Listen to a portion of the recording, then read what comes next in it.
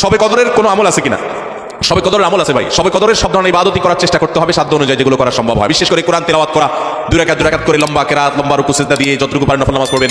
বিশেষ পদ্ধতির নামাজ, শবে কদরের নামাজ এত রাকাত, অমুক সূরা এতবার, প্রথম রাকাতে দ্বিতীয় রাকাতে এতবার, এগুলো মনগড়া, এগুলোর কোনো ভিত্তি কোনো হাদিস নাই। তবে দুই রাকাত করে যত লম্বা রুকু দিয়ে সিজদা দিয়ে অনেক সময় নিয়ে দুই রাকাত নামাজ 5-7-10 মিনিট ধরে যত বেশি সময় ধরে পারেন লম্বা কেরাত রুকুতে নামাজ পড়বেন। এক, তেলাওয়াত বেশি বেশি করবেন, যত সুন্দর করে সম্ভব তেলাওয়াত শুনবেন, শোনাশুনি করবেন, কোরআনকে সময় দিবেন, কোরআন স্টাডি করবেন এই রাতে। বাংলাদেশে 27 তারিখের রাতটাকে খুব বেশি গুরুত্বের সাথে পালন করে, কিন্তু আসলে রমজানের শেষ দশকের 5টি বেজর রাতের যে কোনো রাতে কিন্তু কদর হয়ে যেতে পারে। তাই বুদ্ধিমান মুমিনের কাজ হচ্ছে 5টি বেজর রাতের প্রতিটি রাতেই সমানভাবে সমান গুরুত্বের সাথে ইবাদত করে যাওয়া, তাহলে কিন্তু কদর আর মিস হবে না। আগে মাগরিবের আজান থেকে শুরু করে ফজর পর্যন্ত পুরো সময়টাই কিন্তু কদরের বরকতময় রাত।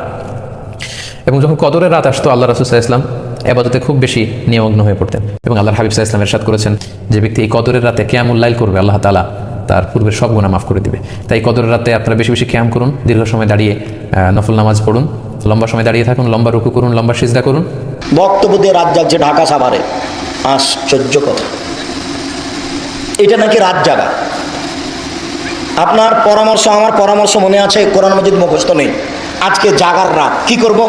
আল্লাহু আকবার, আউযুবিল্লাহ, বিসমিল্লাহ, সূরা ফাতিহা, সূরা ইখলাস, বিসমিল্লাহ, আবার ইখলাস, বিসমিল্লাহ, আবার ইখলাস, বিসমিল্লাহ, আবার ইখলাস। আর মুখস্থ নাই যে, এটাই চলবে ঘন্টা যাব যতক্ষণ দাঁড়িয়ে থাকতে পারি। এরপরে রুকুতে সুবহান রাব্বিল আযম বলতে থাকবো কয়েক লক্ষ বার। সিজদায় চলে যাব, থেকে যাব সিজদায়, সুবহান রাব্বিল আলা বলবো হাজারো লক্ষ বার।